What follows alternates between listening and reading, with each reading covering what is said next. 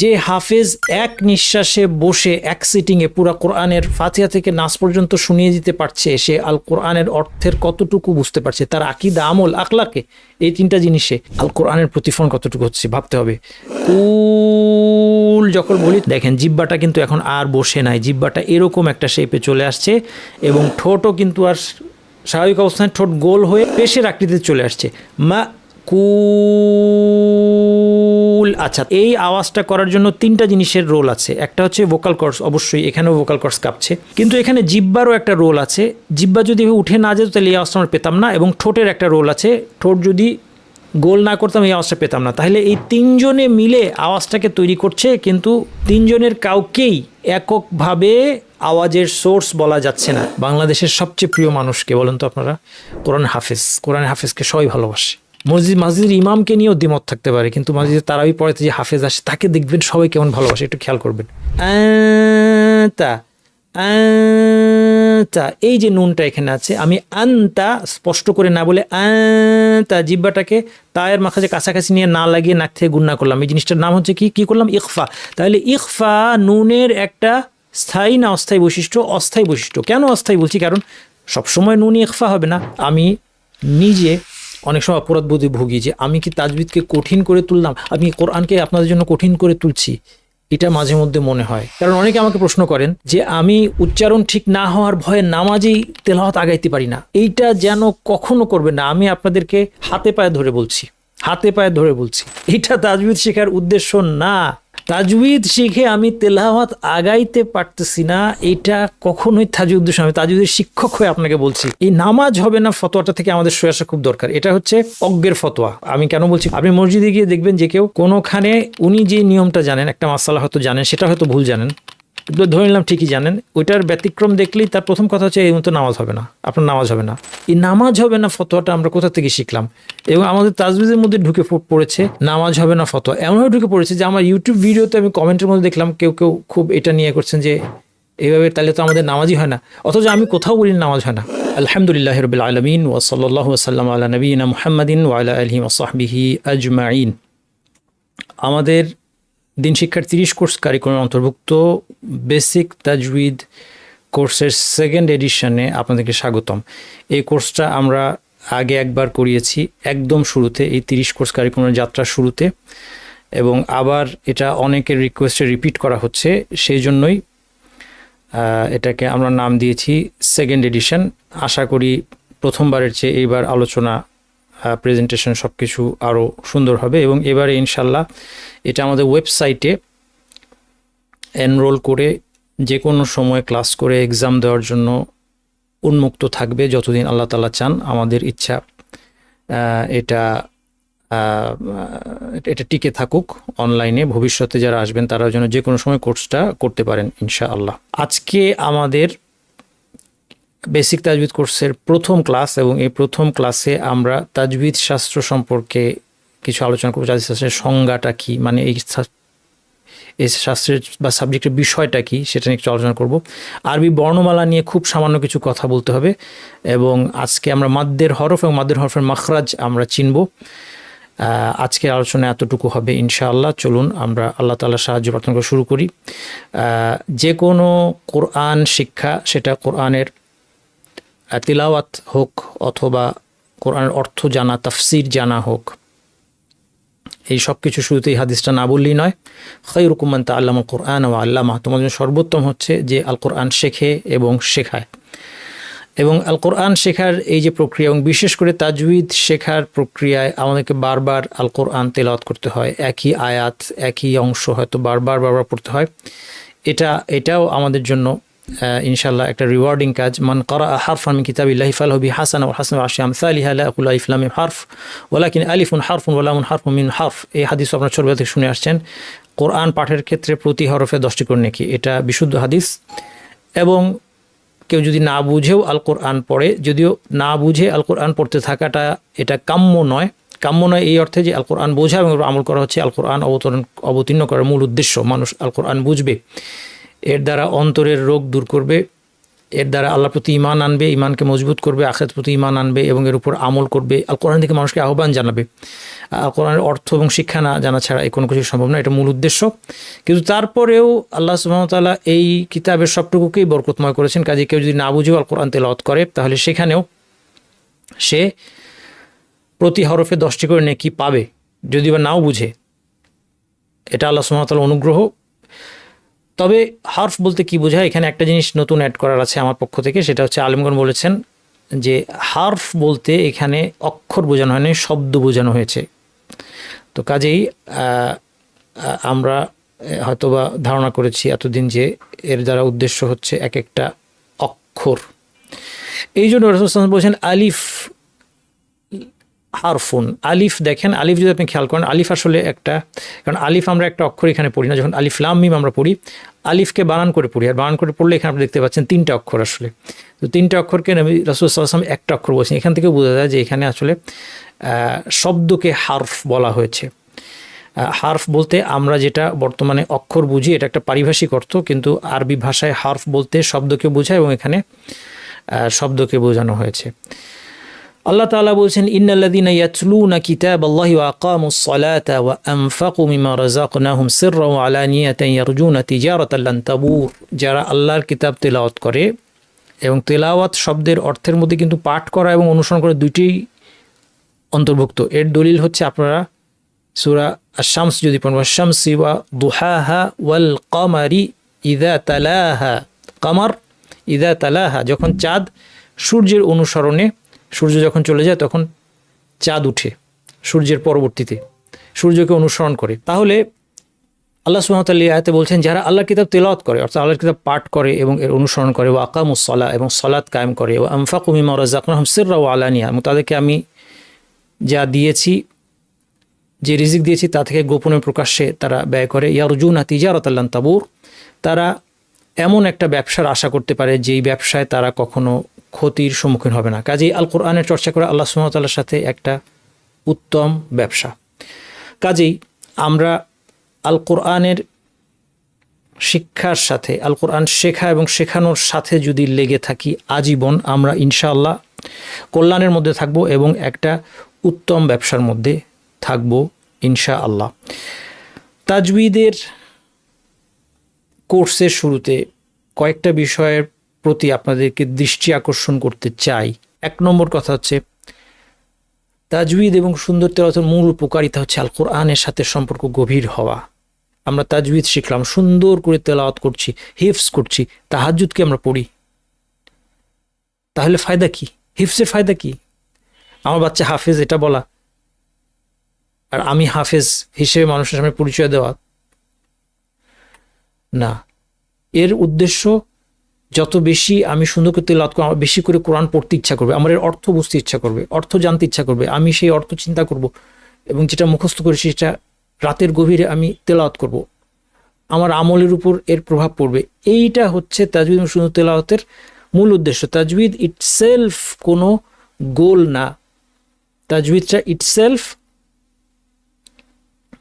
একটা গোল, কিন্তু এটাই একমাত্র লক্ষ্য নয়, বরং এই তাজউইদ এবং সুন্দর তেলাওয়াত, আল্লাহ সুবহানাহু ওয়া তাআলা কোরআনের তেলাওয়াতটাকে সুন্দর করে দিয়েছেন যেন মানুষ শুধুমাত্র শুনেই আল কোরআন প্রতি আকৃষ্ট হয়, শুধুমাত্র পড়তেও, আপনি যখন তাজউইদ শিখবেন আপনি আল কোরআন পড়তেও আপনার ভালো লাগছে কিছু না বুঝলেও, কিন্তু সেখানে থেমে গেলে আমাদেরকে চলবে না। এর যে মূল ফসল সেটা আমাদের ঘরে তুলতে হবে। এখানে আমরা অনেক পিছিয়ে আছি, আমরা এগিয়ে যাচ্ছি তেলাওয়াতের পারফেকশনের দিকে, একদম স্কেল দিয়ে মেপে, ফিতা দিয়ে মেপে আমরা অক্ষরগুলো তেলাওয়াত করছি ঠিকই, কিন্তু আমাদের জীবনে এর কতটুকু প্রভাব পড়ছে সেটা নিয়ে আমাদের ভাবতে হবে। জাগতিক উদ্দেশ্যের ব্যাপারে সতর্কতা অবলম্বন করতে হবে। আল কোরআন তেলাওয়াত করা বা শেখানোর ক্ষেত্রে যেন আমাদের জাগতিক উদ্দেশ্য মূল কোনো দিনও না হয়। এটা এই জন্য বলতে হয় যে এখন আপনার একটা কম্পিটিশনের একটা কালচার আছে। এই কম্পিটিশনের কালচারটা কি আসলে আমাদের বাচ্চাদের জন্য ভালো? কোরআনের প্রতিযোগিতা, এবং মানে যেই লেভেলে এখন কোরআনের প্রতিযোগিতাগুলো হয়, আপনি দেখেন যে কোরআন কম্পিটিশনের চ্যাম্পিয়ন হয়ে আসে সে রীতিমতো সেলিব্রিটি। এটা কি ইসলামের শিক্ষা? আপনি জিজ্ঞেস করেন তো, আমরা জিজ্ঞেস করি নিজেদেরকে, আত্মসমালোচনা করি। এটা কেউ মানে এটা যদি কেউ আঘাত হিসেবে দেখেন যে না উনি একটা ভালো জিনিসকে ডিসকাস করেন, না, বিষয়টা এরকম না। বিষয়টা হচ্ছে আমাদেরকে ভেবে দেখতে হবে যে সত্যি এটার দ্বারা এই সেলিব্রিটি হওয়ার মাধ্যমে আমি কি অর্জন করছি। আল কোরআনের বাণী পৌঁছানোর এবং জীবনে বাস্তবায়ন করার দায়িত্ব ছিল, সেখানে আমার অগ্রগতি কতটুকু হয়েছে। যে হাফেজ এক নিঃশ্বাসে বসে এক সিটিংয়ে পুরা কোরআনের ফাতিহা থেকে নাস পর্যন্ত শুনিয়ে দিতে পারছে, সে আল কোরআনের অর্থের কতটুকু বুঝতে পারছে, তার আকীদা, আমল, আখলাকে, এই তিনটা জিনিসে আল কোরআনের প্রতিফলন কতটুকু হচ্ছে ভাবতে হবে। তাজউইদ যেন ওয়াসওয়াসে পরিণত না হয়, 3 নম্বর পয়েন্ট। এবং এই ক্ষেত্রে আমি নিজে অনেক সময় অপরাধবোধে ভুগি যে আমি কি তাজউইদকে কঠিন করে তুললাম, আমি কোরআনকে আপনাদের জন্য কঠিন করে তুলছি, এটা মাঝে মধ্যে মনে হয়। কারণ অনেকে আমাকে প্রশ্ন করেন যে আমি উচ্চারণ ঠিক না হওয়ার ভয়ে নামাজেই তেলাওয়াত আগাইতে পারি না। এইটা যেন কখনো করবে না, আমি আপনাদেরকে হাতে পায়ে ধরে বলছি, হাতে পায়ে ধরে বলছি, এটা তাজউইদ শেখার উদ্দেশ্য না। তাজউইদ শিখে আমি তেলাওয়াত আগাইতে পারতেছি না, এটা কখনোই তাজউইদ উদ্দেশ্য। আমি তাজউইদের শিক্ষক হয়ে আপনাকে বলছি, আপনি একটা সময় বাছাই করেন যে আমি আধা ঘন্টা, 15 মিনিট, 20 মিনিট, 5 মিনিট, 10 মিনিট, যাই হোক, আমি অক্ষর ঠিক করার জন্য প্র্যাকটিস করব। কিন্তু বাকি সময় সলাতে যেন এটার জন্য দেরি না হয়, সলাতে তেলাওয়াত যেন কমে না যায়, আপনার ডেইলি তেলাওয়াত যেন কমে না যায়। এটা আমি আপনাকে হাত পায়ে ধরে বলতেছি যে তাজউইদকে ওয়াসওয়াসা বানায়েন না। শিক্ষকতার যোগ্যতা অনুরূপে প্রভাব বিস্তারের হাতিয়ার নয়, এটা অনেকে করছে আজকে আমরা দেখছি। আমি একজন ইউটিউবারকে দেখলাম, তিনি বলছেন যে, একটা উদাহরণ দিচ্ছি, মানে সিমিলার একটা জিনিস তিনি বলেছেন। তিনি একজন শিক্ষক, ভালো, তার তেলাওয়াত খুবই সুন্দর, শুনলে বোঝা যায় তিনি ভালো টিচার, তার ইউটিউবে অনেক ভিউ। তিনি বলছেন কীরকম, আলাম তারা, আলাম তারা, অনেকে এই তারা শব্দটা ভুল করে, তা পাতলা, র ভারী, তারা অনেকে বলতে পারি না আমরা, আমরা হয় দুটোই পাতলা করে তারা বলি, তারা, অথবা দুটোই ভারী করে তর বলি, তর, এটাও ভুল, তারা, এটাও ভুল, তেরা। এখন উনি এটাকে এক্সাজারেট, মানে এটাকে ওভার এমফাসাইজ করতে গিয়ে বলছেন কি, যে তর কেউ যদি বল নামাজই হবে না, এই নামাজ হবে না ফতোয়াটা থেকে আমাদের সরে আসা খুব দরকার। এটা হচ্ছে অজ্ঞের ফতোয়া। আমি কেন বলছি কথাটা, আপনি মসজিদে গিয়ে দেখবেন যে কেউ কোনোখানে, উনি যে নিয়মটা জানেন, একটা মাসালা হয়তো জানেন, সেটা হয়তো ভুল জানেন, কিন্তু ধরে নিলাম ঠিকই জানেন, ওইটার ব্যতিক্রম দেখলেই তার প্রথম কথা হচ্ছে এই মতো নামাজ হবে না, আপনার নামাজ হবে না। এই নামাজ হবে না ফতোয়াটা আমরা কোথা থেকে শিখলাম? এবং আমাদের তাজউইদের মধ্যে ঢুকে পড়েছে নামাজ হবে না ফতোয়া, এমনভাবে ঢুকে পড়েছে যে আমার ইউটিউব ভিডিওতে আমি কমেন্টের মধ্যে দেখলাম কেউ কেউ খুব এটা নিয়ে করছেন যে এইভাবে তাহলে তো আমাদের নামাজই হয় না, অথচ আমি কোথাও বলি নামাজ হয় না। একটা হচ্ছে আমরা তো নিশ্চয়ই, এটা ভাষা তো আরবি, এখন আমি যদি মনে করি যে আমি বাংলা ভাষায় এটা পড়বো, তাহলে তো এটা কোরআন হবে না, এটা আল্লাহর বাণী হবে না। আমি বললাম আলহামদু বলতে আমার আরাম, আমি এই আওয়াজটা আনার কোনো চেষ্টাই করলাম না, এটা তো অবশ্যই দূষণীয়। কিন্তু নামাজ হবে না সেটা আরেক জিনিস, নামাজ হবে না বলার অধিকার আমাদেরকে কে দিল? তাহলে আপনারা এই জন্য আমি বলছি যে আপনি তাজউদের ওপর এক্সপার্ট হলেন ইনশাআল্লাহ, এবং আমি চাই আপনারা বিশেষ করে মানে যখন শিক্ষক হওয়া লেভেলে যাবেন, আমি আশা করি আপনারা অনেকে শিক্ষক মানুষকে শিখাবেন, সেখানে গিয়ে আপনি মনে রাখবেন যে আপনাকে আল্লাহ সুবহানাহু ওয়া তাআলা শেখানোর যোগ্যতা দিয়েছে, এটা অন্যকে ডমিনেট করার হাতিয়ার না, যে আপনার নামাজ হয় না, আপনার তেলাওয়াত হয় না, আপনার ভুল, এটা ভুল, সেটা ভুল, এগুলি ধরার জন্য আপনাকে আল্লাহ জ্ঞান দেন নাই। আপনার কাজ হবে আল কোরআনের প্রতি মানুষকে আকৃষ্ট করা, এটা হচ্ছে দাওয়াতি ক্ষেত্রে একটা বড় উপকারিতা। আপনি যদি কোরআনের শিক্ষক হন, কোরআন শিক্ষক সবার প্রিয়। আমি একটা কথা বলি, সবচেয়ে প্রিয় মানুষ, বাংলাদেশের সবচেয়ে প্রিয় মানুষকে বলেন তো আপনারা? কোরআন হাফেজ। কোরআন হাফেজকে সবাই ভালোবাসে। এটা বাংলাদেশের সব, মানে মসজিদের ইমামকে নিয়েও দ্বিমত থাকতে পারে, কিন্তু মসজিদে তারাবি পড়াতে যে হাফেজ আসে তাকে দেখবেন সবাই কেমন ভালোবাসে, একটু খেয়াল করবেন। হাফেজকে সবাই ভালোবাসে, এটা হাফেজের জন্য একটা বিরাট অপরচুনিটি যে সে এই ভালোবাসাকে ব্যবহার করে সঠিক ইসলামের, সে যদি যেভাবে কোরআনের শব্দগুলিকে মুখস্থ করেছে, সেভাবে যে কোরআনের আকীদা, আমল এবং আখলাক, এই তিনটা জিনিসের প্রতিফলন, এই তিনটা জিনিসকে আয়ত্ত করতে পারতো, আমাদের সব বাদ দিয়ে। আমাদের এখন কেন আমরা অনেক মাদ্রাসা খুলছি ওয়ার্ল্ড চ্যাম্পিয়ন বানানোর জন্য, কেন আমাদের মাদ্রাসার এই সব কিছু বাদ দিয়ে আমার কোনো ওয়ার্ল্ড চ্যাম্পিয়ন, কোনো কম্পিটিশন দরকার নেই। কোরআনের অর্থ মানুষকে শেখানো, আমাদের বাচ্চাদেরকে শেখানো, হাফেজদেরকে শেখানো, এর তাফসির শেখানো, এর সঠিক ব্যাখ্যা শেখানো, এর প্রয়োগ শেখানো, এইটার জন্য মাদ্রাসা হওয়া দরকার। আপনি সাহাবীদের অবস্থার সাথে নিজের অবস্থার তুলনা করলে সবচেয়ে ভালো। আপনি যে কোনো সময় আমরা যদি আমাদের অবস্থাটা বুঝতে চাই, আমরা আসলে কতটুকু কাছাকাছি আছি, আমরা লক্ষ্যের, আমরা সাহাবীদের সাথে তুলনা করবো। দেখেন সাহাবী, আপনি কল্পনা করেন যেই সাহাবীদের সিরাতের মধ্যে আমরা পাই কি যে মানে প্রথম কে তারা গিয়ে অবিশ্বাসীদেরকে কোরআন কে শোনাবে, কারণ অবিশ্বাসীদেরকে কোরআন শোনানো প্রথমবারের মতো লাউডলি কোরআন শোনানো মানে হচ্ছে মার খেয়ে আসতে হবে, বুঝতে পারছেন? এত লাক্সারি সেই সময় ছিল না। এখন যে কোরআন আপনি সুন্দর তেলাওয়াত করলে কত সম্মান। আর সাহাবীদের অবস্থাটা দেখেন, যারা ইসলামের দাওয়াত প্রথমবার মতো প্রচার করেছেন সমস্ত দুঃখ কষ্ট সহ্য করে, তাদের এই লাক্সারি ছিল না। তাদের জন্য কোরআন তেলাওয়াত করা মানে মার খাওয়া।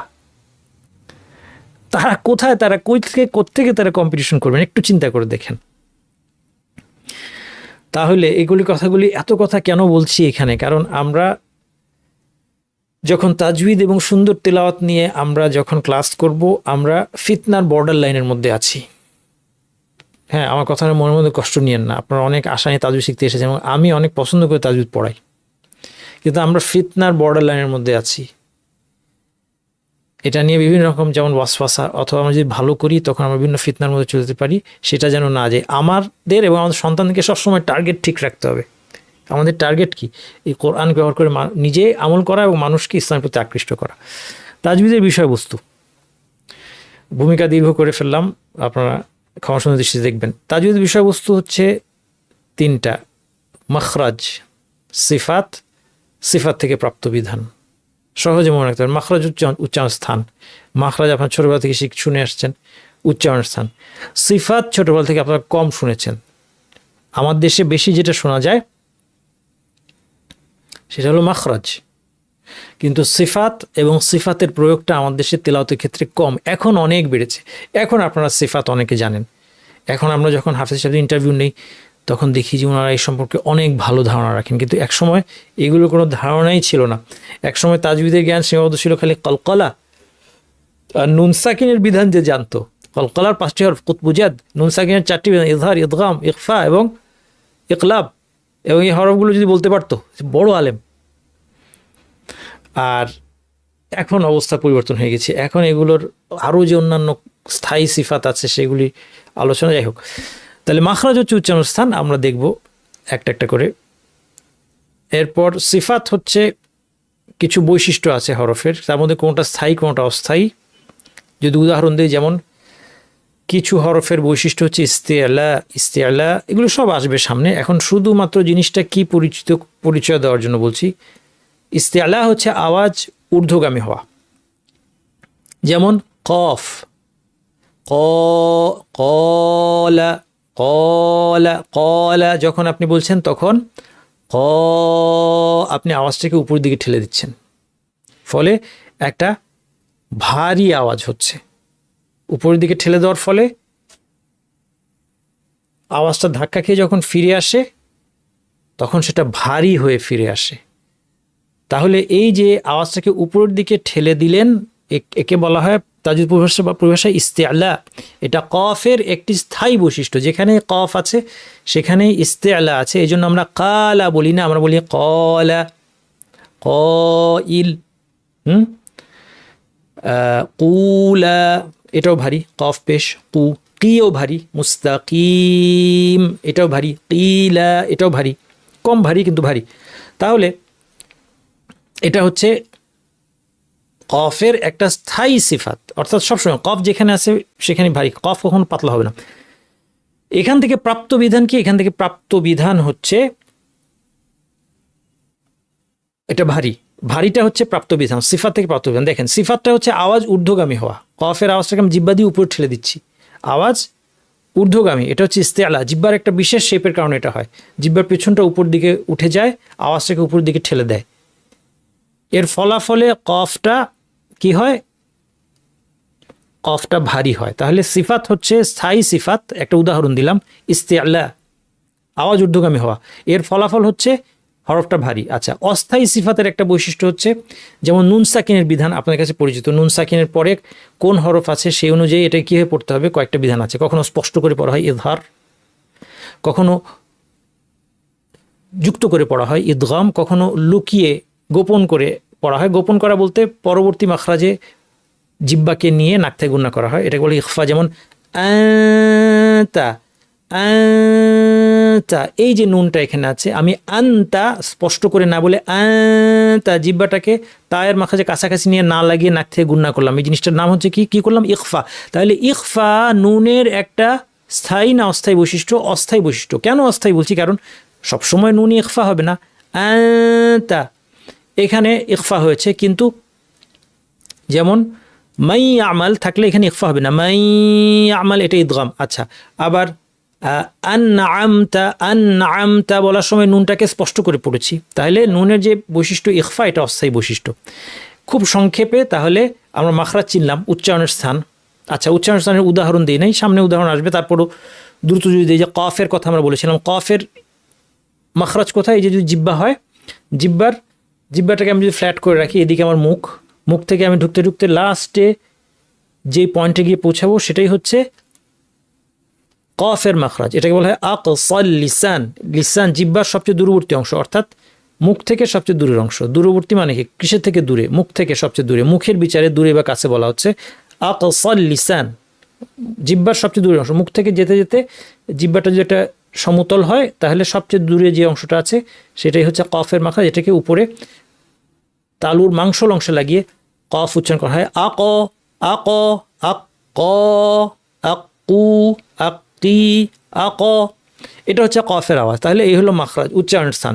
তাহলে আমরা হরফগুলোর উচ্চারণ স্থান জানবো, সিফাত স্থায়ী এবং অস্থায়ী কী কী বৈশিষ্ট্য আছে সেগুলো জানবো, এবং সেখান থেকে প্রাপ্ত বিধান জানবো। এইটাই হচ্ছে তাজবিদের বিষয়বস্তু। তাজবিদ শিক্ষা করার বিধান কি? তাজবিদের প্রয়োগ ফরজে আইন। ফরজে আইন কথার মানে হচ্ছে সবার জন্য বাধ্যতামূলক। এগেইন কারো যদি চেষ্টা করার পর না হয় তাহলে আল্লাহ ক্ষমাশীল, সাধ্যমতো আমাদের চেষ্টা করতে হবে শেখার, ব্যাস।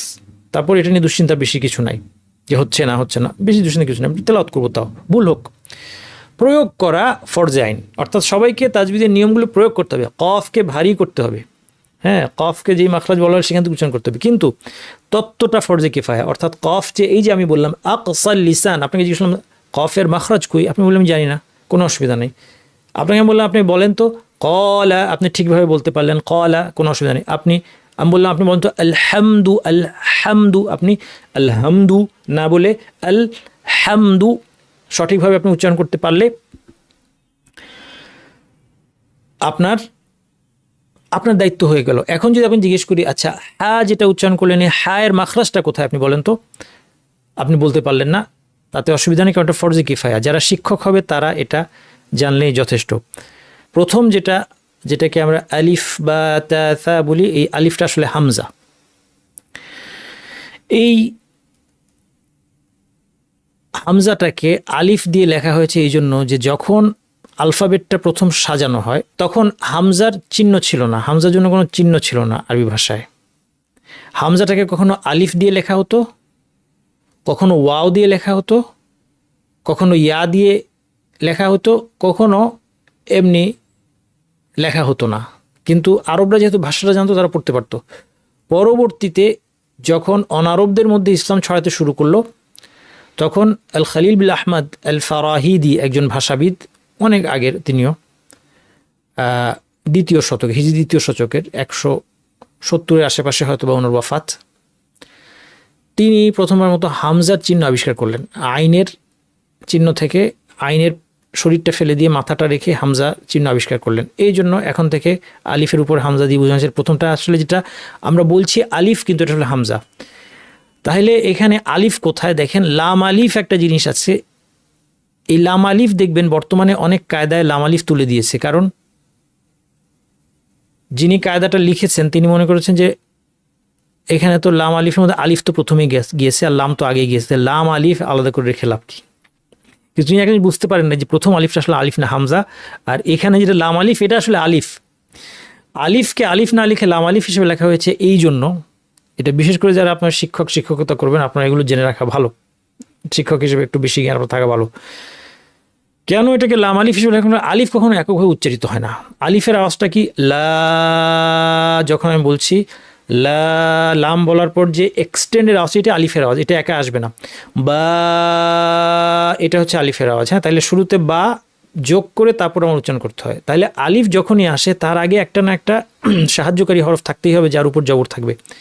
আপনাকে যদি বলি আমাকে আলিফ উচ্চারণ করে দেখান, আপনি হয় বলবেন বা, অথবা বলবেন তা, অথবা বলবেন লা, অথবা বলবেন র, অথবা বলবেন যা, কিছু না কিছু একটা হরফ লাগাইতে হবে।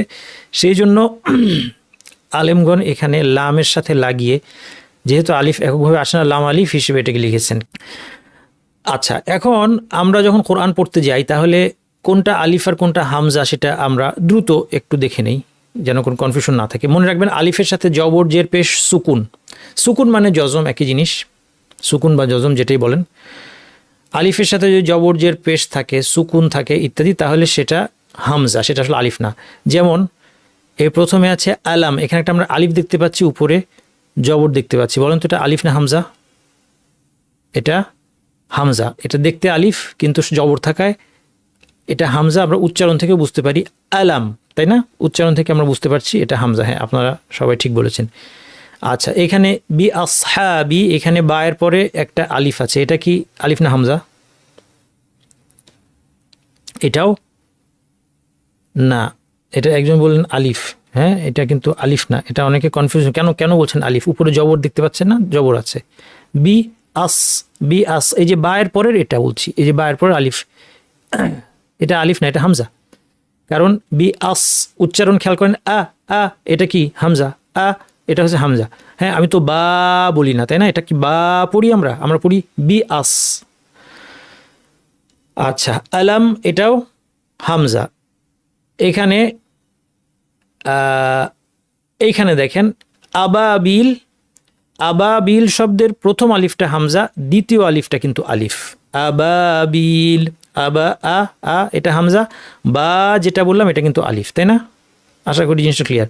বিহি জারাতিন, জিমের পরে এটা কি আলিফ না হামজা বলেন তো? জিমের পরে, এখানে দেখেন জিমের পর আলিফ, জবরজের পেশ কিছু আছে? কিচ্ছু নাই, জবরজের পেশ কিছু নাই, সুকুনও নাই, এটাকে খালি আলিফ, অনেকে বলে খালি আলিফ। খালি আলিফ মানে এটা আসলে আলিফ, খালি আলিফ মানে এটা কিন্তু আলিফ, খেয়াল করেন। হ্যাঁ, আজকের পরে কিন্তু আর ভুল করেন না। জিমের উপর জবর, রয়ের উপর জবর, এটা খালি আলিফ তো। হ্যাঁ, খালি আলিফ কিন্তু সুকুন না। সুকুন হলে এই যে এই চিহ্নটা, এটা হলো সুকুন বা জজম, এইটা থাকলে তখন বুঝবেন হামজা। এইবার দেখেন এইটা বলেন মা কুল, এই যে আলিফটা মা কুলের আলিফ, এবার বলেন আগেরটা শেষ, মা কুল, এটা কি আলিফ না হামজা? হ্যাঁ, ভেরি গুড, হামজা। এটা হামজা কেন? কারণ উপরে সুকুন আছে। আচ্ছা, এখানে দেখেন উলা ইকা, এখানে আলিফের উপর পেশ আছে, তার মানে এটা হামজা। উলা ইকা, এটা তো হামজা বুঝে যাচ্ছে, হামজার চিহ্ন থাকলে আর কোনো সন্দেহ নেই, হামজার চিহ্ন থাকলে সেটা কোনোদিন আলিফ হবে না, আবার খেয়াল রাখেন। এখানে এরপরে আছে আপনার ইন্না, জের, আলিফের সাথে জের, এটা কি আলিফ না হামজা? এটা আলিফ না হামজা? এটা অবশ্যই হামজা, জের আছে, জের থাকুক, জবর থাকুক, পেশ থাকুক। সাওয়াউন, ওয়াও এর পরে একটা আলিফ, উপরে আবার ঢেউ, ঢেউ মানেই আর বুঝতে অসুবিধা নেই, তাই না? ঢেউ মানে এটা, এটা আলিফ। আলিফ হচ্ছে মাদ বা টানের হরফ। এখন আমরা দেখব ব্যাপারটা কি। এটা তো অবশ্যই হামজা। আর কোনটা কি? এই যে দেখেন ইউ মিনুন, এই হামজাটা দেখেছেন, ওয়াওয়ের উপর দিয়ে হামজা রাখা, তার মানে এটা ওয়াও না, এটা আসলে হামজা। এক সময় এটাকে, এই চিহ্নটা ছিল না, তখন ওয়াও দিয়ে লিখতো। পরে আল খালিল বিল আহমদ আল ফারাহিদি, তিনি এই চিহ্নটা আবিষ্কার করার পরে এখন এভাবে লেখা হয়, ইউ মিনুন পড়া হয়। এরপর আপনার, আমার মনে হয় এটুকুই যথেষ্ট। আযাবুন, এখানে দেখেন এটা লাস্ট, আযাবুন, দালের পরে আলিফ, খালি আলিফ, খালি আলিফ মানে আলিফ, খালি আলিফ মানে সে আলিফ। এবং তাকে বুঝে চেনার আরেকটা উপায় হচ্ছে, এর আগে একটা সবসময় জবর থাকবে। আলিফের আগে কোনো একটা অক্ষর আছে, জের আছে, কখনোই হবে না, পেশ আছে কখনো, যদি হয় তাহলে সেটা হামজা। আর অবশ্যই সে যদি আলিফ হয় তাহলে আগে জবর থাকবে,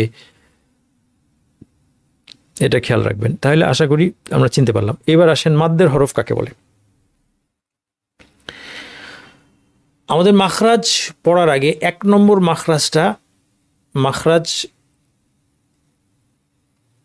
কয়টা, এই প্রশ্নের উত্তর হচ্ছে, আমরা সবগুলো দেখব এবং শেষে গিয়ে আমরা সব সামারাইজ করব ইনশাল্লাহ, কিন্তু সংক্ষেপে উত্তর হচ্ছে 17টা। কেন 17টা, কীভাবে 17টা আসলো, এটা কি সবাই একমত না? আলেমরা মাখরাজ ডিসাইড করার ব্যাপারেও তাদের বিভিন্ন মাযহাব আছে, যেমন ফিকহের বিভিন্ন মাযহাব আছে, তেমনি তাজবিদেরও মাযহাব আছে। কিন্তু বর্তমানে যেটা প্রচলিত, ইমাম ইবনুল জাযারি তিনি হচ্ছে তাজউইদের আইনস্টাইন অথবা তাজউইদুল বুখারী, হাদিসে যেমন বুখারী, তাফসিরে যেমন তাবারি, তেমনি ইমাম ইবনুল জাযারি হচ্ছে তাজউইদে অবিসংবাদিত এক্সপার্ট, এবং তার রেখে যাওয়া তাজউইদের উপর যে কাজ সেটার উপর গোটা মুসলিম বিশ্ব বর্তমান দাঁড়িয়ে আছে। ইমাম ইবনুল জাযারি তিনি তার জাযারিয়া একটা ছড়া আছে, সেই ছড়ার মধ্যে মাখারিজুল হুরুফ সাবআতা আশার, হরফের মাখরাজ হচ্ছে 17টি বলে তিনি ব্যাখ্যা করেছেন, 17টি মাখরাজ কাউন্ট করেছেন। সেই কাউন্টিং অনুযায়ী আমরা মাখরাজ শিখে থাকি। এর মধ্যে প্রথম মাখরাজটা একটু বোঝার বিষয় আছে, বিশেষ করে যারা আপনার টিচার হবেন তাদের জন্য এই জিনিসটা বোঝা দরকার। তো প্রথম যে মাখরাজটা সেটা হচ্ছে মাদ্দের হরফের মাখরাজ। তার আগে এই জন্য বুঝতে হবে মাদ্দের হরফ কি। মাদ মানে টান, এটা আলাদা চ্যাপ্টার আছে, আমরা সেখানে পড়বো ইনশাল্লাহ। মাদ্দের হরফ তিনটা। আলিফ, যেটা এতক্ষণ আমরা খালি আলিফ বলছি সেটা, এখন যেটা আলিফ বলবো এখন থেকে সেটা আলিফ, যেটাকে হামজা সেটাকে আমরা হামজা বলবো, এটা খেয়াল রাখবেন। সুতরাং আলিফ বা তাসা পড়ার সময় হামজাকে আলিফ বললেও এখন থেকে আমি যখন আলিফ বলবো তখন আপনারা নিশ্চিত থাকবেন যে সেটা আলিফ, আর হামজা হলে হামজা বলবো। আচ্ছা, আলিফ অর্থাৎ যেটা খালি আলিফ, যার পূর্বের হরফে জবর আছে। আলিফ যেটা টানের হরফ সেটা সবসময় সুকুন, সেটা সুকুন দেওয়া হয় না, কিন্তু সেটা সবসময় সাকিন, এটা মনে রাখবেন। আপনি বলতে পারেন যে একটু আগে বললেন সুকুন থাকলে ওটা হামজা, মানে বলছে সুকুন যদি চিহ্ন দেওয়া থাকে তাহলে হামজা, কিন্তু যদি খালি থাকে তার মানে কি আছে এখানে, আসলে সুকুন আছে কিন্তু খালি দিয়ে বোঝানো হচ্ছে যে এটা আলিফ। আচ্ছা, এখন আলিফ যেটা মাদ্দের হরফ, এটা একটা মাদ্দের হরফ। 2 নম্বর হচ্ছে ওয়াও সাকিন পূর্বে পেশ, 3 নম্বর হচ্ছে ইয়া সাকিন পূর্বে জের। সাকিন মানে যেটা সুকুন বা জজম আছে। আমরা উদাহরণ দেখি, এই শব্দটা দেখেন প্রথমে সাহুন, তাহলে এখানে আমাদের একটা আলিফ আছে আমরা দেখতে পাচ্ছি, কারণ জের জবর পেশ সুকুন কোনো চিহ্ন দেওয়া নাই। যদিও চিহ্ন দেওয়া না থাকলেও এটা আলিফ, মানে আলিফ সবসময় সাকিনই হয়, এটা মনে রাখেন। কিন্তু এখানে সুকুনের চিহ্ন দেয় নাই, চিহ্ন না দিয়ে বোঝাচ্ছে এটা হচ্ছে মাদ্দের হরফ আলিফ। পূর্বে জবর আছে, সবসময় জবরই থাকবে। যদি এটা মাদ্দের হরফ আলিফ হয় তাহলে পূর্বে জবরই থাকবে, এই জন্য এখানে আলিফ পূর্বে জবর এটা আমরা বলি নাই। ওয়াও সাকিন পূর্বে পেশ কেন বললাম, কারণ ওয়াও সাকিনের পূর্বে পেশ ছাড়া অন্য কিছু থাকতে পারে। ইয়া সাকিন পূর্বে জের কেন বলেছি, কারণ ইয়া সাকিন পূর্বে জের ছাড়া অন্য কিছু থাকতে পারে, কিন্তু আলিফের পূর্বে সবসময় জবরই থাকবে। এই জন্য আর আলিফের সাথে আর কোনো কন্ডিশন লাগানোর প্রয়োজন নেই, আলিফটা অবশ্যই মাদ্দের হরফ। সাহুন, এটাকে টানা যায়, সা আমি টানতে পারি, যদিও সাহুন শব্দটা পড়ার সময় আল কোরআনে ইচ্ছা মতো টানার সুযোগ আমার নাই, কিন্তু চাইলে আমি টানতে পারতাম, এই জন্য এটাকে মাদ্দের হরফ বলা হচ্ছে সাহুন। এখানে দেখেন একটা ওয়াও সাকিন আছে, পূর্বে পেশ আছে। এটা ওয়াও সাকিন, ওয়াও সাকিনটা কীভাবে থাকতে পারে, ওয়াওয়ের উপর কোনো চিহ্ন নাই এভাবে থাকতে পারে, এটা ওয়াও সাকিন। আবার ওয়াওয়ের উপর একটা কমার মতো চিহ্ন এরকমও থাকতে পারে এই চিহ্নটা। আবার আরও দুইটা আপনাদেরকে দেখাই, এই যে দেখেন এইরকম একটা কিলকের মতো একটা চিহ্ন, এটাও কিন্তু এটা কলকাতা ছাপায়, এটা কিন্তু ওই সুকুন বা জজম। আবার কখনো এরকম গোলও থাকতে পারে। এগুলো আপনাদের জাস্ট বোঝার জন্য যে এই সবগুলোই কিন্তু সুকুন, অথবা কোনো চিহ্ন নাও থাকতে পারে। তাহলে এখানে ওয়াওটা হচ্ছে ওয়াও সাকিন পূর্বে পেশ, মা কুল, এটাকে টানা হবে, কু কু, এই যে আওয়াজটা করছি কাফের পরে, এটাই হচ্ছে মাদ, মা কুল, এটা হচ্ছে মাদ্দের ওয়াও। ওয়াও সাকিন পূর্বে পেশ, এটাকে বলা হয় মাদ্দের ওয়াও। আবাবিল শব্দ হচ্ছে ইয়া সাকিন পূর্বে জের, ইয়ার উপর কোনো চিহ্ন নাই, আমি বুঝে নিব তার মানে এটা সাকিন। আবাবি বি, এই আওয়াজটা হচ্ছে মাদ্দের আওয়াজ। আচ্ছা, এইবার আপনারা দেখেন দ্বিতীয় লাইনে যা, এখানে যে আলিফটা আছে এটাও আমাদের মাদ্দের হরফ আলিফ। এখানে যে ওয়াওটা আছে এটা ওয়াও সাকিন, এই যে এখানে সুকুনের চিহ্ন দেওয়া আছে, কিন্তু পূর্বের হরফে জবর আছে। আমাদের শর্ত হচ্ছে ওয়াও সাকিন পূর্বে পেশ থাকলে মাদ্দের হরফ বলে, তাহলে এটা মাদ্দের হরফ না। এটাকে কি টানা হয়? হ্যাঁ, এটাকেও কখনো টানা হয়, কিন্তু এটা মাদ্দের 3টি হরফের মধ্যে এটা পড়ে না। তাহলে খাউফিন কেন? কারণ খতে পেশ পাওয়া যায় না, জবর পাওয়া গেছে। কুরাইশ শব্দটা দেখেন, ইয়া সাকিন পূর্বের হরফে জবর আছে, পূর্বের হরফে জের থাকলে এটা মাদ্দের ইয়া হতো, তাহলে এটা মাদ্দের ইয়া নয়। ইন্না আতয়না, এখানে দেখেন একটা আলিফ আছে, আগের হরফে নুনে তাসদিদের সাথে জবর আছে, তাহলে জবর আছে, এটা মাদ্দের আলিফ। আলিফটা সবসময় মাদ্দের হরফ, আনকন্ডিশনালি মাদ্দের হরফ। কিন্তু এখানে দেখেন, এবার দেখেন এটা ইয়া পেশ, এই ইয়াটা কি মাদ্দের ইয়া? না, কারণ মাদ্দের ইয়া হতে হলে শর্ত হচ্ছে ইয়া সাকিন হতে হবে, এটা ইয়া পেশ। ওয়াও জবর, ওয়াও সাকিন যদি থাকতো তাহলে মাদ্দের ওয়াও হতো, কিন্তু ওয়াও জবর যেহেতু এটা মাদ্দের ওয়াও নয়, সাধারণ স্বাভাবিক ওয়াও। এটা ইউয়াস, উইসু, উই, ওয়া, উই, এগুলো ওয়াও, কিন্তু এগুলো মাদ্দের ওয়াও না। বাইয়িনাত, এই ইয়াতে বাইয়িনাতে তাসদিদের সাথে জের আছে, তাহলে সুকুন নাই, এটাও মাদ্দের ইয়া নয়। তাহলে আমরা এখানে মাদ্দের হরফ চিনতাম 3টা, আলিফ, ওয়াও সাকিন পূর্বে পেশ, 3 নম্বর হচ্ছে ইয়া সাকিন পূর্বে জের। এগুলো ছাড়া অন্যান্য ইয়া বা ওয়াও, আলিফ সবসময় মাদ্দের হয়, মাদ্দের আলিফ আর মাদ ছাড়া আলিফ বলে কিছু নাই। কিন্তু ওয়াও এবং ইয়ার মধ্যে কিছু আছে মাদ্দের ওয়াও, কিছু আছে স্বাভাবিক ওয়াও, কিছু আছে মাদ্দের ইয়া, আর কিছু আছে স্বাভাবিক ইয়া।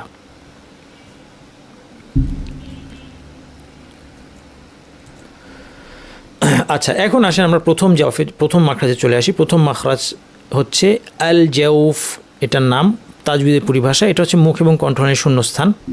আলিফ উচ্চারণের যে আওয়াজটা, ধরা যাক আমরা এখানে একটা শব্দ আছে শা, শা নি আকা, আমরা যখন সূরা কাউসার পড়ি, শা নি আকা, শা, শা, শিনের পরে যে আওয়াজটা হচ্ছে আলিফের আওয়াজ। আরেকটা উদাহরণ, সা ইল, সা, এখানে পরে হামজা থাকায় টানটা লম্বা হলো। এই জিনিসগুলো আমরা মাদ্দের হরফে আলাদা করে পড়বো। আপাতত এটা বাছাই করলাম এই জন্য এখানে টানটা লম্বা। সা, সা ইল, লা ইম, লা ইম। আচ্ছা, শিনের পরে যে আওয়াজটা শা, এটা হচ্ছে আলিফ। সিনের পরে সা, লামের পরে লা, এই আওয়াজ হচ্ছে আলিফ। এই আওয়াজটা আসলে কোথা থেকে হয় যদি আমরা খেয়াল করি, এটার সোর্স হচ্ছে এই জায়গাটা, সাইড থেকে দেখলে এই জায়গাটা, উপর থেকে যদি আমি এখান থেকে একটা ক্যামেরা নামাই, উপর থেকে দেখতে এরকম দেখা যাবে।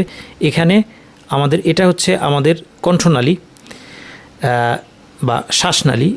এখানে 2টা পর্দা আছে, এই পর্দাগুলোকে ভোকাল কর্ডস বলা হয় বা ভোকাল ফোল্ডস বলা হয়। ভোকাল কর্ডস বা ভোকাল ফোল্ডস, আরবিতে বলে আল ওয়াতারান আর সৌতিয়ান, বাংলায় বলে স্বরতন্ত্রী।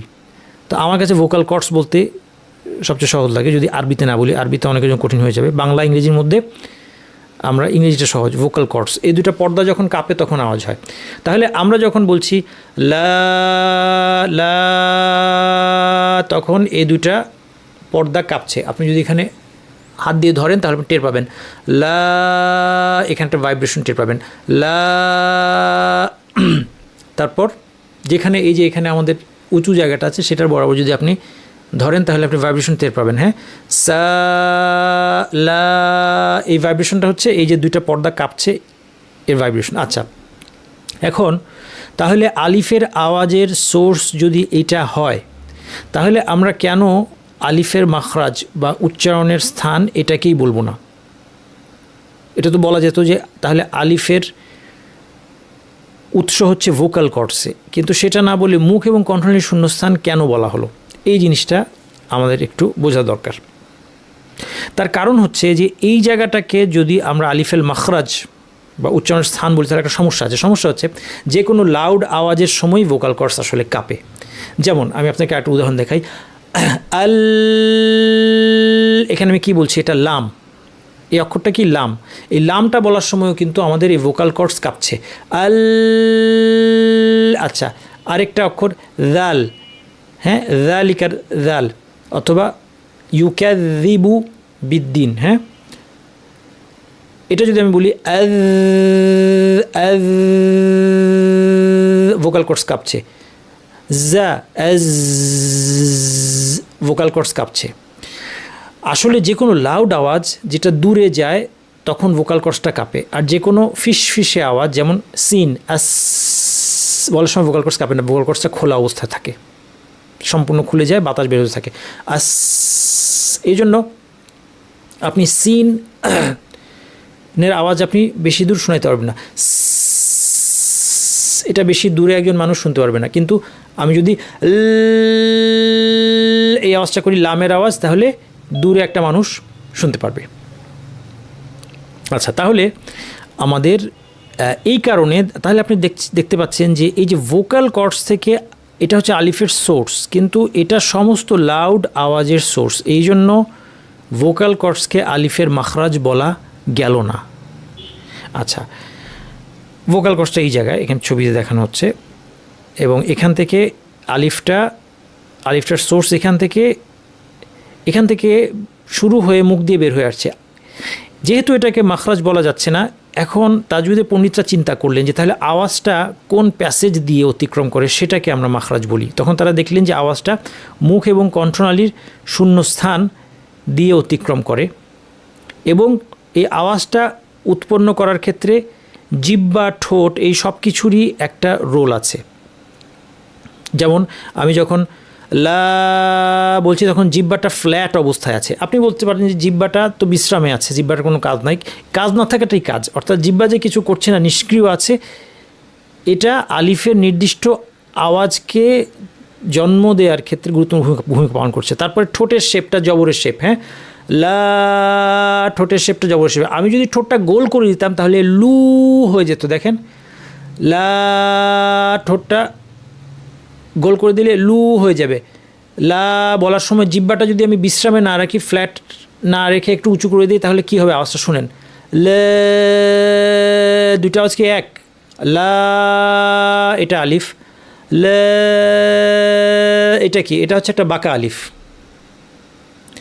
কাজেই আপনি বুঝতে পারছেন যে আলিফ উচ্চারণে তাহলে তিনটা অর্গানের কাজ আছে। একটা হচ্ছে ভোকাল কর্ডস, আরেকটা হচ্ছে জিহ্বাকে বিশ্রামের অবস্থানে থাকতে হবে, এবং ঠোঁটকে জবরের শেপে থাকতে হবে, ফাতহা বা জবরের শেপে থাকতে হবে। ঠোঁট যদি গোল হয়ে যায়, ঠোঁট যদি ভেঙে যায়, হ্যাঁ, কেউ যদি লে বলে, লে ঠোঁট একটু ভেঙে গিয়েছে এবং জিহ্বার শেপ চেঞ্জ হয়ে গেছে, জিহ্বা উঠে গিয়েছে, তাহলে আওয়াজটা চেঞ্জ হবে। কাজেই আলিফের আওয়াজের জন্য তিনটা জিনিসের ভূমিকা আছে। কি? একটা হচ্ছে ভোকাল কর্ডস, আরেকটা হচ্ছে জিহ্বা, একটা হচ্ছে ঠোঁট। কিন্তু কোনোটাকেই মাখরাজ বলা যায় না, কারণ জিহ্বা থেকে আরও অনেক হরফ আসে, ঠোঁট থেকে আরও অনেক হরফ আসে। এই জন্য আলেমরা কী করলেন যে না, কোনো একটা নির্দিষ্ট পয়েন্টকে আমরা আলিফের মাখরাজ বলতে পারছি না, অথবা কোনো একটা নির্দিষ্ট অর্গানকে, যে এই জায়গাটা জিহ্বার এই জায়গাটা, অথবা ঠোঁট অথবা ভোকাল কর্ডসকে বলতে পারছি না। কেন? কারণ এগুলি যদি আমি বলি, এখান থেকে তো আরও অন্যান্য হরফও আসে। এই জন্য আলেমরা চিন্তা করেন এই যে এর কোনোটাই না বলে, বরং যেই প্যাসেজ দিয়ে আলিফ অতিক্রম করে সেটাকেই আমরা আলিফের মাখরাজ বলবো, আর সেটা হচ্ছে মুখ এবং কণ্ঠনালীর শূন্যস্থান। সেই জন্য আলেমরা বললেন যে আলিফের মাখরাজ হচ্ছে মুখ এবং কণ্ঠনালীর শূন্যস্থান। এটাকেই তাজউদের পরিভাষায় বলা হয় আল জাউফ। তাহলে ভোকাল কর্ডসে উৎপন্ন হয়ে জিহ্বাকে রেস্টিং অবস্থায় রাখতে হবে এবং ঠোঁটকে জবরের শেপে রাখতে হবে। আওয়াজটা আস্তে আস্তে বাতাসে মিলিয়ে যাবে, লা ইম বের হয়ে আস্তে আস্তে বাতাসে মিলিয়ে যাবে। যেহেতু এই যে কণ্ঠনালীর শূন্যস্থান নীল অংশ এবং মুখের শূন্যস্থান সবুজ অংশ অতিক্রম করে এই আওয়াজটা বাইরে বের হয়ে আসে, সেই জন্য এই পুরা এরিয়াটাকে তারা বললেন, কারা? তাজউদ পণ্ডিতরা বললেন এই পুরো এরিয়াটাই হচ্ছে মাখরাজ। আশা করি আমি বুঝতে পারলাম। এই জন্য এই মাখরাজটাকে বলা হয় আল মাখরাজ আল মুকাদ্দার। এটা একটা ধরে নেওয়া হয়েছে মাখরাজ, এটা অ্যাকচুয়াল মাখরাজ না। আল জাওফ হচ্ছে আল মাখরাজ আল মুকাদ্দার। এটা আপনাদের কুইজের মধ্যে থাকবে ইনশাল্লাহ। অনুমিত মাখরাজ, বাংলা যদি বলি অনুমিত মাখরাজ কি জিনিস, বা আল মাখরাজুল মুকাদ্দার, আরবিতে আল মাখরাজ আল মুকাদ্দার, অ্যাজিউমড মাখরাজ বা অনুমিত মাখরাজ, এটা কি জিনিস? এটা হচ্ছে মাদ্দের হরফের যে মাখরাজ আল জাউফ। আমরা আলিফ দেখলাম, এরপর মাদ্দের ওয়াও এবং ইয়া দেখব। কেন বলা হচ্ছে অনুমিত মাখরাজ? কারণ আসলে এটা শব্দের অ্যাকচুয়াল উৎস না, কারণ মাখরাজ হচ্ছে উচ্চারণের স্থান, উৎস। এটা আসলে শব্দের অ্যাকচুয়াল উৎস না, বরং এই শব্দটা উৎপত্তি হয় ভোকাল কর্ডস থেকে, এবং ভোকাল কর্ডস থেকে উৎপত্তি হয়ে সেটা এই জায়গাটা, এই প্যাসেজটা, এই অঞ্চলটা অতিক্রম করে বের হয়ে আসে। আর এই জন্য একে অনুমিত মাখরাজ বলা হচ্ছে, যেহেতু এই জায়গাটা সে অতিক্রম করে, এটা তার উৎপত্তিস্থল নয়। আচ্ছা, এটা গেল আলিফ নিয়ে কথা। এবার আসেন ওয়াও নিয়ে কথা বলি। যখন আমরা মাদ্দের ওয়াও বলি, যেটা ওয়াও পেশ পূর্বে, ওয়াও সাকিন পূর্বে পেশ, ওয়াও সাকিন পূর্বে, যেমন কুল যখন বলি তখন কি হচ্ছে দেখেন, জিব্বাটা কিন্তু এখন আর বসে নাই, জিব্বাটা এরকম একটা শেপে চলে আসছে এবং ঠোঁটও কিন্তু আর স্বাভাবিক অবস্থায় ঠোঁট গোল হয়ে পেশের আকৃতিতে চলে আসছে, মা কুল। আচ্ছা, তাহলে এই আওয়াজটা করার জন্য তিনটা জিনিসের রোল আছে। একটা হচ্ছে ভোকাল কর্ডস, অবশ্যই এখানেও ভোকাল কর্ডস কাঁপছে। আমি যখন বলি মা কুল কু, এই আওয়াজটা যখন করছি ভোকাল কর্ডস কাঁপছে, ভোকাল কর্ডস থেকে আওয়াজটা শুরু। কিন্তু এখানে জিব্বারও একটা রোল আছে, জিব্বা যদি উঠে না যেত তাহলে এই আওয়াজটা আমরা পেতাম না, এবং ঠোঁটের একটা রোল আছে, ঠোঁট যদি গোল না করতাম এই আওয়াজটা পেতাম না। তাহলে এই তিনজনে মিলে আওয়াজটাকে তৈরি করছে, কিন্তু তিনজনের কাউকেই এককভাবে আওয়াজের সোর্স বলা যাচ্ছে না। এই জন্য এই ক্ষেত্রেও আলিফের মতো তাজুদের পণ্ডিতরা বললেন আমরা দেখব কোন প্যাসেজ দিয়ে সে যায়, সে ভোকাল কর্ডসে তার শুরু এবং তারপরে এই পুরা অঞ্চলটা সে পার হয়। অর্থাৎ তারা বলতে চাচ্ছেন যেন যে এই অঞ্চলটাই আসলে আওয়াজটাকে, যে মানে পার্টিকুলার এই যে মাদ্দের ওয়াওয়ের আওয়াজটা কী হবে সেটা ডিসাইড করছে হলো এই পুরা অঞ্চলটা। এই জন্য তারা বললেন তাহলে মাদ্দের ওয়াও, এখানে আরও কতগুলো উদাহরণ আছে, এই সবগুলো জু একই জিনিস, মা কুল একই জিনিস, তা'বুদুন একই জিনিস, এই সব কিছুর মাখরাজ তাহলে মুখ এবং কণ্ঠনালীর শূন্যস্থান। একইভাবে মাদ্দের ইয়া আবাবিল যখন বলি কি হচ্ছে, সোর্স কোথায়, একই জায়গায়, ভোকাল কর্ডস একই জায়গায়, যেখানে আলিফ যেখানে ওয়াও। কেন এটাকে মাখরাজ বলতে পারবো না ভোকাল, কারণ ভোকাল কর্ডস থেকে, উত্তর হচ্ছে ভোকাল কর্ডস থেকে সমস্ত লাউড আওয়াজ আসে, সমস্ত উচ্চস্বরে যে আওয়াজগুলো সবগুলি ভোকাল কর্ডস থেকে আসে। যেমন আমরা উদাহরণ দিচ্ছি লাম, দাল, র, আর আর আর, এই আওয়াজটাও ভোকাল কর্ডস কাঁপছে। তাহলে আলিফ বলেন, মাদ্দের ওয়া অথবা মাদ্দের ইয়া যেটাই বলেন, ভোকাল কর্ডস কাঁপবে, কিন্তু ভোকাল কর্ডসকে সোর্স বা মাখরাজ বলা যাবে না, কারণ এটা আরও অন্যান্য হরফের উৎস। আচ্ছা, তাহলে কি করব, এবার দেখব যে আসলে জিব্বা এখানে একটা ভূমিকা রাখছে, জিব্বার মাঝখানটা উঠে যাচ্ছে।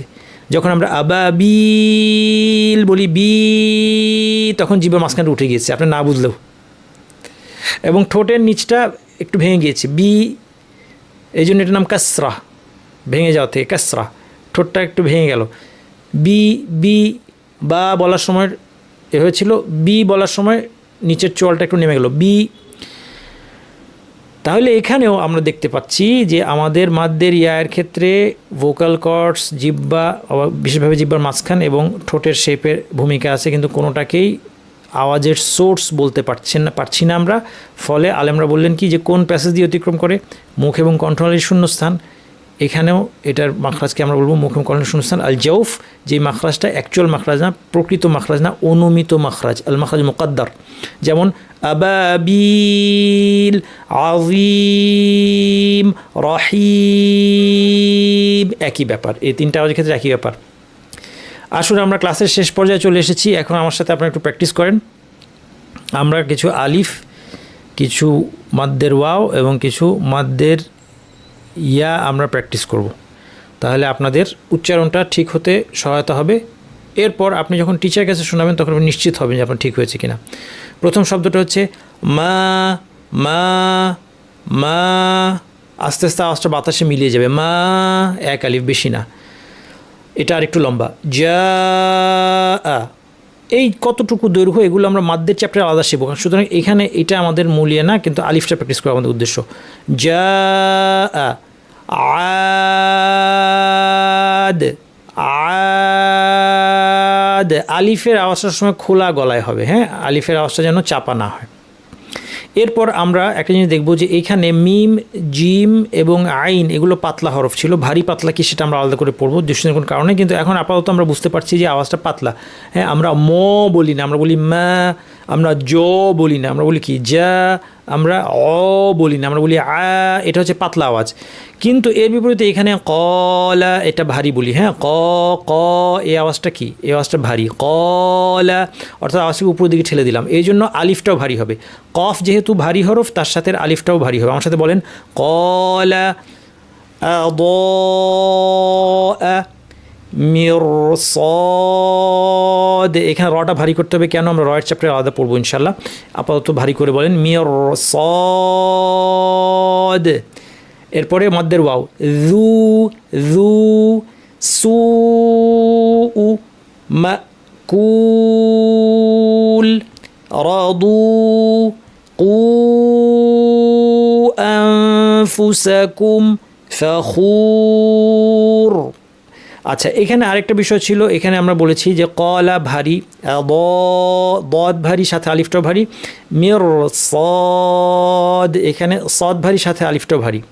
আচ্ছা, এখানে দেখেন রাদু, এখানে বদ ভারী, কিন্তু দু যখন মাদ্দের ওয়াও বা মাদ্দের ইয়া হয় তখন আলাদা করে ভারীর কিছু নাই।